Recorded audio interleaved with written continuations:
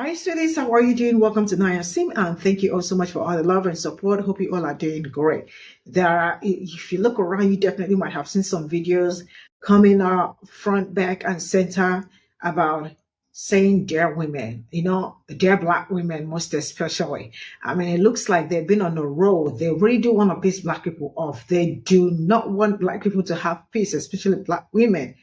And this is really crazy because looking at full grown women coming out on the internet to make jokes about some certain things about us is just amazing. I do not see anything wrong with people wanting to do things for themselves. I will not be offended if a white person or an Asian person, Hispanic and all that, they make something and say, I want this to be for us. We do not want to give it to other people. This is just for us. I am not going to have problem with that because I am not a colonizer, right? It's okay to let people have their space. But for some people, it is an abomination. They see it as an abomination. Why? Because they feel like they should be involved in everything going around the world. And the fact that they also go around lying, not just lying and being the victim, they make you look like you are the bad, they are the victim and you are the oppressor. I mean, this is 2024 and all this really need to stop. I am so grateful that Black people are already waking up. In fact, they are completely awake. Let's get into this. Dear Black women, I had a quick question. I'm going to wear these silver hoop earrings today, and I was going to make sure it was okay with you that it wasn't cultural appropriation because I see a lot of Black women wearing earrings, and I don't want to do anything to offend anybody. So I just wanted to make sure it wasn't going to upset anybody. Then I found this really nice hustle shirt, and I wasn't really certain if I should buy it because I'm not really a hustler, and I didn't know if that was like a cultural appropriation thing. I didn't want to upset anybody. So is it okay if I wear this shirt that says hustle today and these hoop earrings? Let me know if that's okay because I want to be mindful and ask anybody if it's going to offend them before I do it. Dear Black women, I had a quick question. I'm going to wear these silver hoop earrings today, and I was going to make sure it was okay with you that it wasn't cultural appropriation because I see a lot of Black women wearing earrings, and I don't want to do anything to offend anybody. So I just wanted to make sure. Well, this is kind of interesting and weird for us, honestly, because, well, lady, we don't know you. You know what I'm saying? Like, we don't know you. And if you bumped into us in public, it's very likely that we're just going to try to avoid you altogether. You know, your earrings would be the last thing we noticed about you. Yeah, we would avoid you because, you guys tend to have these antics. You little fucking damsels of distress. Nobody needs that shit in their day. But, since you asked, I did want to respond directly to your video, but you've got your stitches turned off. Go figure. But now that we're here, I would say if there was one thing that Black women would like for you to stop doing, to be less annoying to us, it would probably be that Carolyn Bryant type shit that you do. I'm just throwing something out there. But again, we don't know you. And we are not at all concerned about you. So it's okay for you to be less concerned with us. Dear Black women, Oh, girl, ain't nobody studying you. I just used you for an intro. I got more important things to talk about. Come here. The accent is back. Okay. First, we saw her develop the magical accent when she was down south. And now it's back as she's in Detroit. Take a listen. Hold on. You know what? Here, hold on. Here's the thing. The courts are going to handle that. We're going to beat them in November. We're going to beat them in November. Okay? We'll beat them in November. We'll handle that. Because they were chanting, lock him up. We gonna beat him in November. For the racist white people, no pun intended. We don't need y'all to tell us who is black and who is not. Because what amazes me is that now, for some reason, y'all can see the difference between us. Not too long ago, we all looked alike. Hello? You know, drugs, stealing, and murdering. That was our MO for a long time. Now, I might need to take this hoodie off because, you know, you never know. So again, you can't tell us when to be offended because, again, it's not your place. You have no authority over us. There, cats out the bag. Some of y'all still think it's back in the day, and it's not. I can't believe y'all black people are not offended that she's pretending to be black. Do you not see the white supremacy in there? Jesus. It's written right on the chalkboard and you can't see. You can't tell us what to like no more. We like what we like and we know what we know. Because eyes can read, sir and ma'am. Eyes are learn how to read. Hi, I'm a white business owner, and I'm here to show all you white women my new earrings. Only for white. Oh no, what will black women do? You're not including them.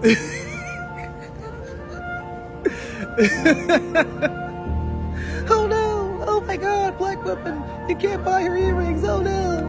I'm going to take a wild guess that you are not a U.S. medaling gymnast. And if you are, woo, hey, welcome. But you don't have to be one to have had someone say super rude things about you or come at you. And then when you respond and do a firm boundary, get pulled into it as if you were fighting as an equal person or that you're feuding. And I wasn't even going to address this until Michaela Skinner came onto this internet crying, and the headlines in different media press outlets started saying, why is Simone Biles fighting with Michaela Skinner? Why are the U.S. gymnasts feuding? As if the two have equally come to the mat with each other. I think that's a dangerous framing, and I think it's something that happens to us in different settings where we try to stand up for ourselves as women or women of color. And I want to talk about how you can articulate the situation so you're no longer a victim, but you're actually a threat to the person who set the situation up. So quick rundown with just a few details. This one here once was a gymnast alongside Simone Biles. She is 27 years old enough to know better, and came onto the internet to say things like, aside from Simone, this team is lazy, talentless, they don't have what we used to have. Now you can imagine, Simone Biles is leading GOAT, the one who's at the head of this team, and they are in Paris, or they were at the time preparing for Paris, going to Paris, ready to do what they needed to do. You know what they don't need right now? People, alumni from their group, talking trash about them or saying things, especially when they are qualified and they are doing it. So Simone did what any leader would do, which is hype up her team, push back, and politely but firmly own the moment. While it is one thing to criticize women of color, come after them, attack their achievements, attack their value. Sorry, that is my dog snoring in the background. It is another thing when those same women assert themselves and go, okay, that's how you see us? This is what we have to say about that. And guess what Michaela Skinner did? She did what any woman does when they say something stupid or racist or classist to you and you push back. They start crying. And those tears are really dangerous. Because certain people, when certain people cry and when certain people play the victim after they antagonize or aggravate you, they can get a certain kind of protection following that other people don't get. The headlines, some of them are saying things like, she's begging for Simone Biles to protect her and her family from the trolls. She is asking for Simone to put an end to this. So she is asking this woman of color and all the other women on the gymnast team to clean up her mess. I am not saying I think trolls or people who are giving her death threats, I'm not saying they're right, they're wrong. They're dead wrong. Of course they're wrong. But it is fascinating to me that you did not, Michaela, you did not consider the cost of going after women who in this society are already denigrated and looked down upon, victims of abuse, people who can't even trust the healthcare system on a normal day to take care of them. And you decided to go after them and their talent. And then you're shocked when they say, actually, we are whole human beings who are going to defend what we do and how good we are at it. And if you want to call us that, we're going to own it. You're not strong. You're not the victim here. You're not somebody who needs to be protected. You are somebody who put yourself out in the arena and then were shocked that you had to be held accountable for it. And your feelings were not prepared for this. And you're probably not used to people not crumbling when you start crying. Okay, but I did not mean to come on here and address Michaela. I'm supposed to be talking to you. There are people who have been socialized in the society to believe that their feelings and their ability to police or grade or mark you is okay. Part of why they've been doing that, it's the right or the entitlement of the social group they belong to. Their parents and their grandparents and their great parents and their great grandparents were allowed with immunity to police, harass, talk down to people of color or women or poor whites for as long as they can remember. And in that relationship, they only know it as a one-way street. They want to be perceived as good. They want to be perceived as non-racist. They want to be perceived as polite and nice.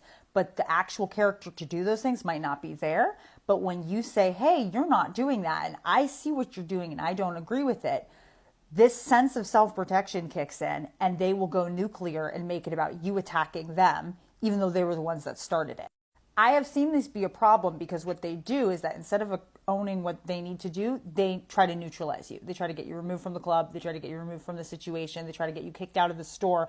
So you have to be aware that when people come up to you with certain things like this, or they say stuff like, well, are you supposed to be tasting those grapes in the store? Like, I'm going to call the police on you. You have to remember that sometimes these people, depending on what they look like, depending on how they're perceived or their connection to the people in the store, if they are perceived as normal or regular and you're perceived as criminal based on your skin color or the amount of money they think you have to be aware that this situation goes south really fast. So this is where we're not going to respond to people based off of what they're actually saying. We're going to respond to people based off of what they're actually thinking. And you can tell what they're thinking. When people act like I'm going to steal something, I don't say, oh, why are you following me? I don't say that, right? I go, do you not trust that do you think I'm going to take something from the store? Because I'm not. And if you feel like it's making you feel safer by following me, I would suggest you think about that. Of course, you have to gauge the situation. If they seem threatening, like you just want to remove yourself from the situation. Somebody once, I was looking at a piece of jewelry and she flinched and she went to grab it. She was showing me the jewelry so I could buy it. And I literally put both hands in the air and I was like, I'm not going to steal it. I promise you, I am not stealing anything here. She did not know what to do with herself. I embarrassed her so badly that way. There's another lady who wanted to take something out of my hands that I was buying and there was only one of them. And she kept following around. And I was trying to do the polite thing of like, oh, just talking to her or whatever. And then I realized, oh, this lady wants my stuff. So I finally had to be like, no, I'm buying this and I don't work here and I don't know if there's any more. So you need to go find someone to talk to. I can't help you. That's not my job. Ended it right there. These women know from history, from their mothers, from everyone, that everyone's going to come running when they cry.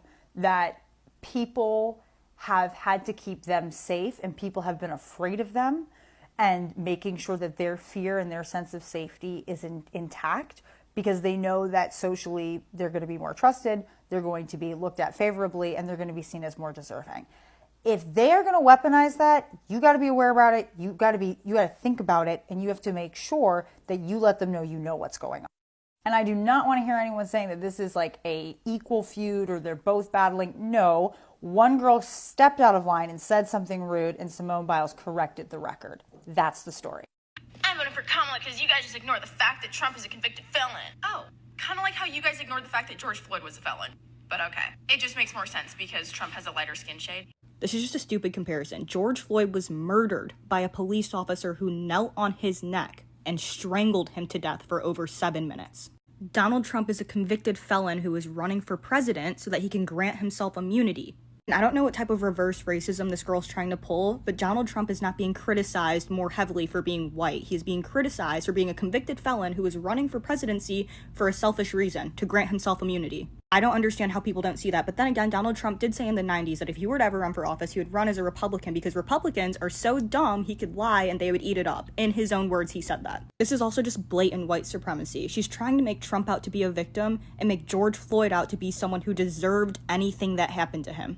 Donald Trump is alive and running for president. George Floyd was murdered. I don't understand how she got this comparison. And then to say something like this within a week of what happened to Sonia Massey, who was also murdered by a police officer, is tone deaf and disgusting and hateful. But the scary thing is this video got over 200,000 likes. This is why we have to vote. Donald Trump gives misogynists, white supremacists, racists, and homophobes a platform to voice their opinions of hate. And I genuinely hope this is rage bait. I hope she got on here just wanting attention and said something crazy for that, because I don't want to believe someone holds that much hate towards others in their heart to say something like this. If she genuinely holds these opinions, I can go on and on about how stupid she is and how stupid her opinions are, but I feel like she really needs prayers and education, because I think it's really sad that she can hold that much hate and coldness towards other human beings in her heart.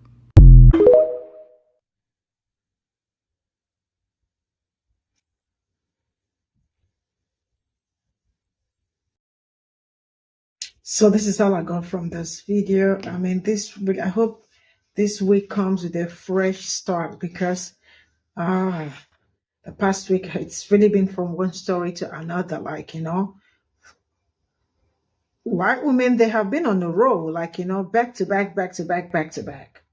If you check around, like, they've really been the ones, I mean, trying to always dare black women. I just don't understand when and how they started, but it is what it is. Now it's from, the truth is that they want to be victims so bad. And I don't know why somebody would want to be a victim for no reason. Just for no reason,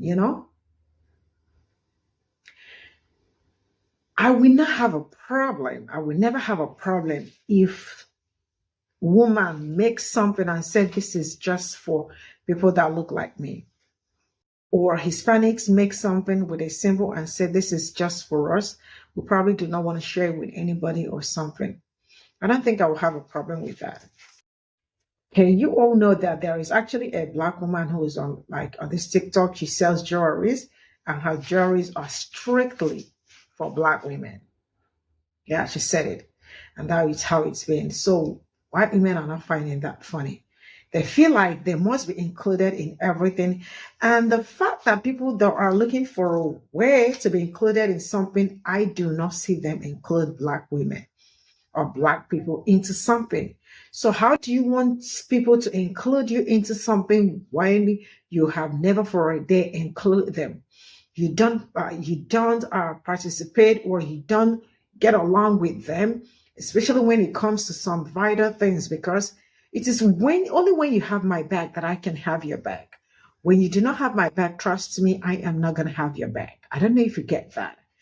So now everything is a problem to them. And I don't know why.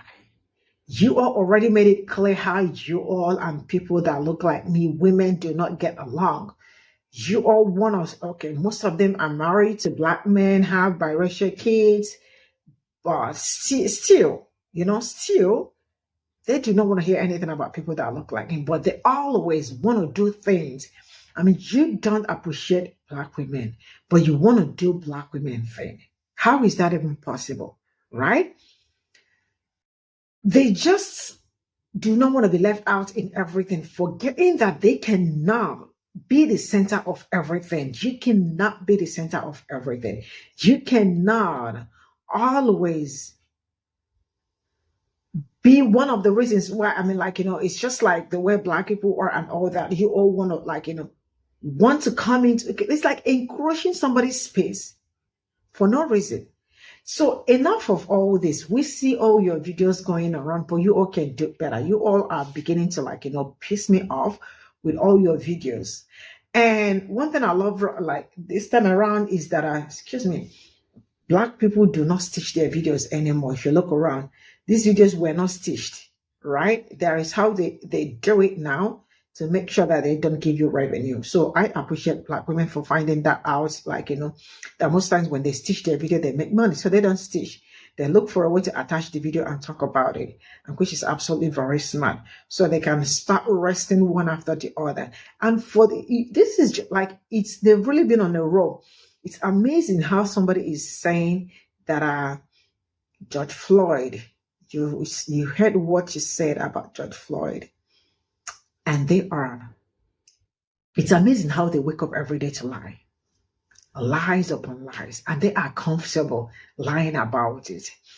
People that are lying are out there about to go and vote for somebody that has 34 felonies, that is running away from this presidential this pursuit. He is going, is more like an immunity, to get that immunity from going to jail and all that. And some people do not want to read the handwriting on the wall. But I am wishing everybody all the best. I am not campaigning for anybody. I have said that time without numbers, right? And now to the back one. You all already saw, I think I already brought video about someone by and Myla Keller, and how they are very eager to upset you. They will be so quick to get you angry, and at the same time come on the internet to cry wolf, because they are always the ones, they are the ones without issues, like, we are always the ones with problems. And then when you look at it, because they're already, like, you all already know the stereotype, like black women are loud, black people are this, black people are that, right? That has always been the story and all that. Then not knowing, really, I am really very grateful that we already beat the media, because if we did not beat the media, I mean, this would have been another story, because you all already know how the media was manipulated and the lies they told us. I am grateful the lies they told us, they cannot tell it anymore, because both parties already understood what is going on, and the world at large is also watching and seeing what is going on. I am also grateful for people that do my kind of content too, because this is more like creating awareness to let people know what is going on and how we've been the savages according to them. But then when you look around, you can only know who the real savages are, but then it is what it is. We all have to be like, all out this time around. You give me, I mean, like, it's more like matching energy, because there is nothing as beautiful as matching energy. We got to match their energy. No more kumbaya, because that time has come and passed. We are standing on business, and that business is what we are standing to whenever. See you all in my next video. Bye for now.